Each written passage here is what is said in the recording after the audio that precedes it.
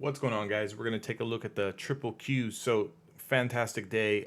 Bulls have absolutely defended that bottom of the range this week.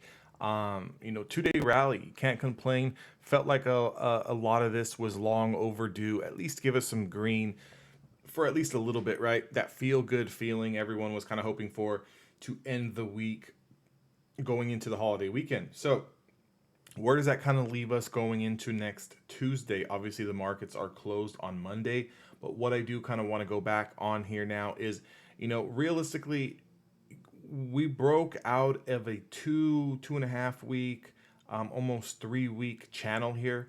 That channel is stemming back all the way to the beginning of May, right? Realistically, all the way back here to around the 10th and the 9th, you can see where we hit this channel line 2 times, kind of double topped here, immediately sold off, came back up to the price of around 305 a couple of times, tried to make an attempt to rally here on the 17th, and then finally broke down. So those lows that we put in of 280, we kind of have defended those over the past 7 trading days.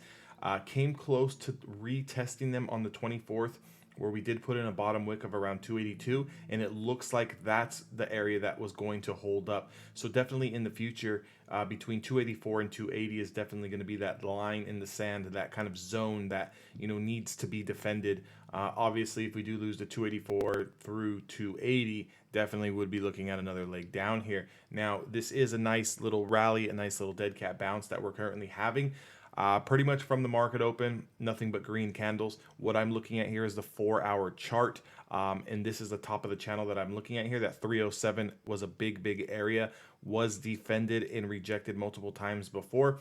Kind of close over or getting over that as we only have about 45 minutes left of the day. So if we do get this close over this 307, 308 is looking very good for a continued run up onto Tuesday. Now, just understand that not every day is going to be green, and the first red day that we have next week doesn't necessarily mean that we're going all the way back down to 280. What it means is it could be a nice healthy back test over the last 2 day rally.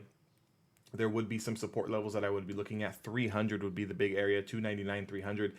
I would need to see that area hold if we do have any sort of pullback next week. And even with that we would be talking about a 2 to 3% pullback if we did get down to that $300 range. The next supply zone that we would be worried about is 311.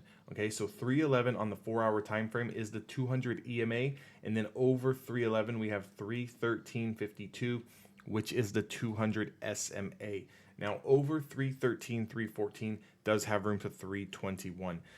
321 is going to be a big area.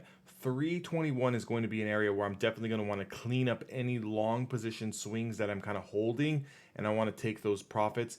Obviously want to keep some money on the table in case we do decide to rally from here. But again, baby steps, one step at a time. We can't be talking about the bottom is in yet just because we had 2 green days. We've come off of pretty much 6 months of consecutive selling, and 2 green days does not mean that the bottom is in. There's still a lot of levels of supply to kind of clear out. But one thing that I do kind of want to take note is this is a good start for the bulls. So with that being said, what we would be looking for next week is just a confirmation of today's highs. We're going to keep it very simple. Whatever the high price is of today, if we're able to have any sort of pullback, any sort of consolidation to start the week, and whenever we do take out today's highs, those are the areas where I'm going to want to get long on stocks. So whatever your stock that you like to trade is, that's in the triple Qs.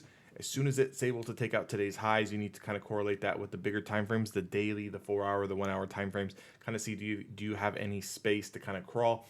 Just looking at their triple Qs, we do have space to crawl into that 311. That'd be a perfect little trade there, to take some meat off the bone.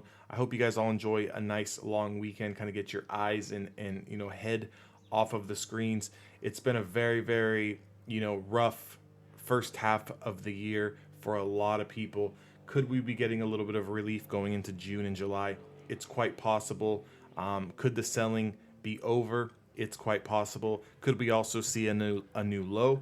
It's also quite possible. Last thing you want to do is going and selling, the wife and kids to put everything in, thinking that this is the bottom, to later be trading in a month lower than the $280 mark. We don't want to get ahead of ourselves. We just want to take it day by day and go with the day's trend. If the day's trend is trending up and we have room to run, definitely want to trust those moves into the next supply zone. Take your profits as you enter into the next supply zone and kind of hit it from there.